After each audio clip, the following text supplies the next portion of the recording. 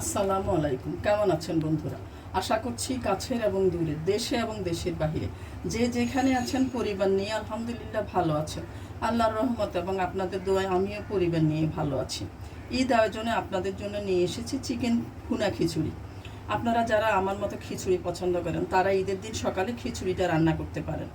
রেসিপিটি যদি ভালো লেগে থাকে তাহলে চ্যানেলটিকে সাবস্ক্রাইব করে আমার পাশে থাকুন। লাইক, শেয়ার, কমেন্ট করতে ভুলবেন না। তাহলে চলুন দেখে নিই কীভাবে চিকেন ভুনা খিচুড়ি তৈরি করব।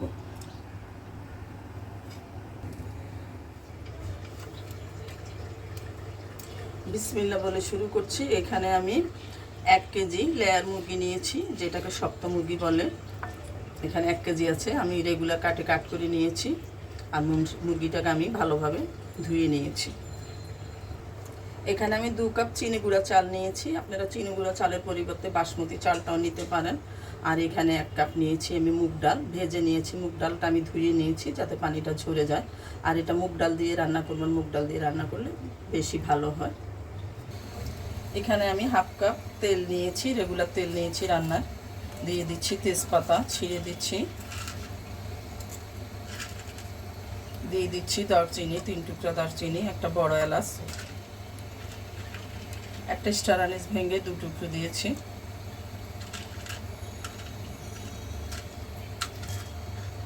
আরও দিচ্ছি ছোট 4টা এলাচ, 4টা লবঙ্গ আর কিছু গোলমরিচ।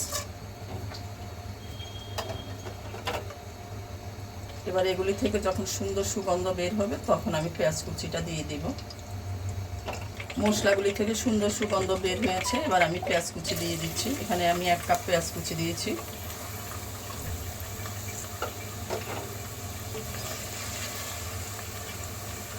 পেঁয়াজটা তাড়াতাড়ি নরম হওয়ার জন্য একটু লবণ দিয়ে দিচ্ছি।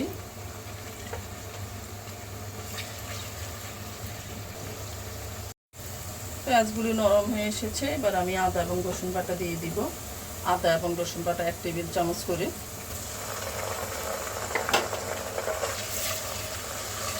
এবার ততক্ষণ পর্যন্ত কষাবো যতক্ষণ পর্যন্ত আদা এবং রসুনের কাঁচা গন্ধটা চলে না যায়।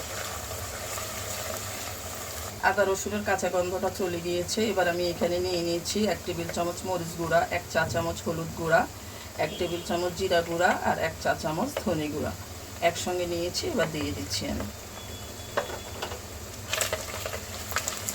সামান্য একটু পানি দিয়ে দিচ্ছি যাতে মশলাটা পুড়ে না যায়। দিয়ে দিচ্ছি স্বাদ মতো লবণ। মশলা ভালোভাবে কষানো হয়ে গিয়েছে। দিয়ে দিচ্ছি চিকেনের পিসগুলি।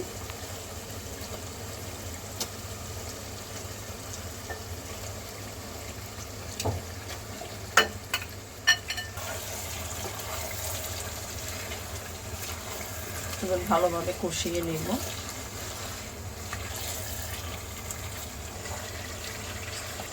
5-6 মিনিট কষানোর পর এবার আমি ঢেকে রাখবো এটাকে 20 মিনিটের জন্য।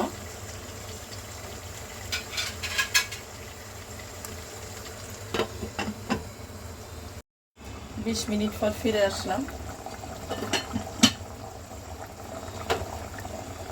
মাংস থেকে প্রচুর পরিমাণে পানি বের হয়েছে। বাড়তি পানি দেওয়ার প্রয়োজন নেই।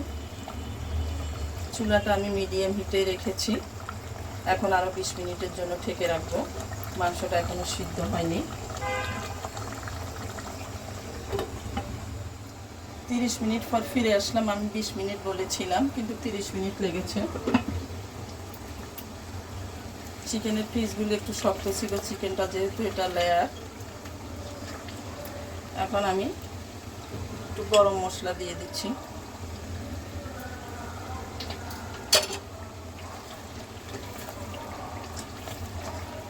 এবার মিশিয়ে নিচ্ছি।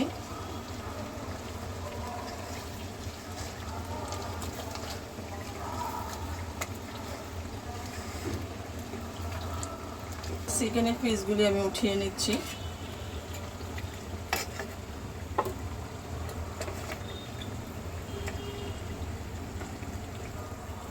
এবার আমি এই মশলাতে চালগুলি দিয়ে দিচ্ছি, চাল ডাল।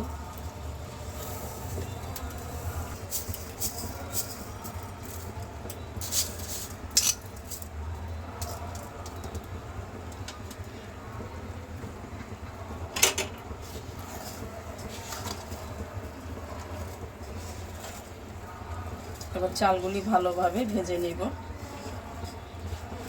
দিয়ে দিচ্ছি 5টা ফালি করা কাঁচামরিচ।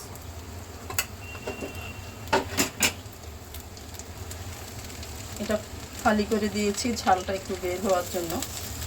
খিচুড়িতে একটু ঝাল হলে খেতে ভালোই লাগে।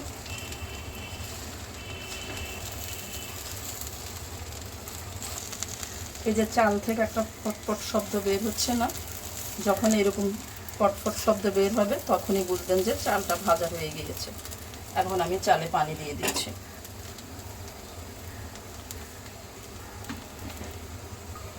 এখানে আমি 2 পট চাল নিয়েছি আর 1 পট ডাল নিয়েছি, সেজন্য ডাবল পানি দিচ্ছি। আমি 6 পট পানি দিচ্ছি। এখন আমি পানি যতক্ষণ পর্যন্ত না ফুটবে ততক্ষণ পর্যন্ত অপেক্ষা করব। পানি আর চালটা যখন মাখা মাখা হয়ে আসবে, যে মাখা মাখা হয়ে এসেছে, এই সময় আমি দিয়ে দিচ্ছি চিকেনের টুকরোগুলো। ঝোলটা প্লেটে লেগেছিল সেটাও দিয়ে দিচ্ছি।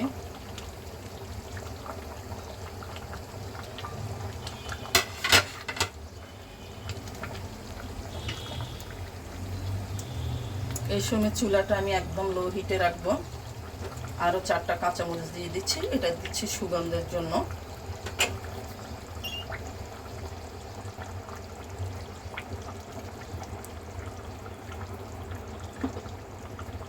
ঢেকে রাখবো যতক্ষণ পর্যন্ত পানি শুকিয়ে না যায়।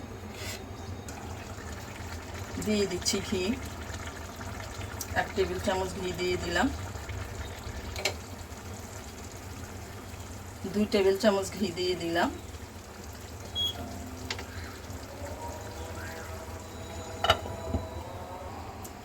ঢাকনাটা সরিয়ে নিচ্ছি।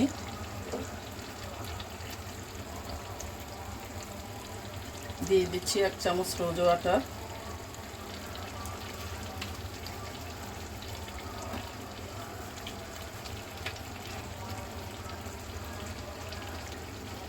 হাফ কেওড়া ওয়াটার।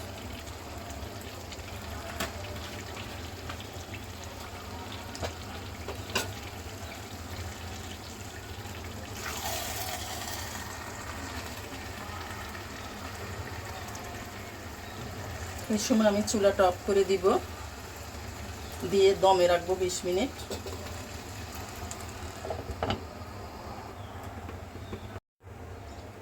20 মিনিট পর ফিরে আসলাম।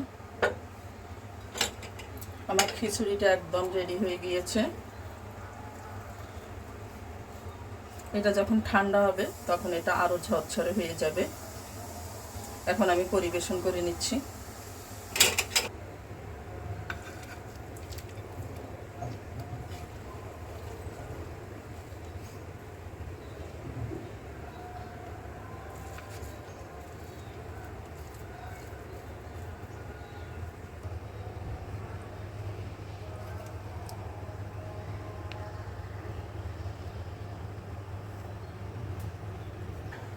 দেখেন কতটা সুন্দর লাগছে দেখতে। আমার বাবা চাচারা এই খিচুড়িটা খুবই পছন্দ করতো। ঈদের দিন সকালে আমাদের বাসায় সেজন্য এই খিচুড়িটা সবসময় রান্না হতো। এখন বাবা নেই, সেজন্য খিচুড়ি যখন রান্না করি বাবার কথা খুবই মনে পড়ে। আপনারা ঈদে ট্রাই করে দেখতে পারেন। আজ এই পর্যন্ত, আবারও দেখা হবে নতুন কোনো রেসিপি নিয়ে। আল্লাহ হাফেজ।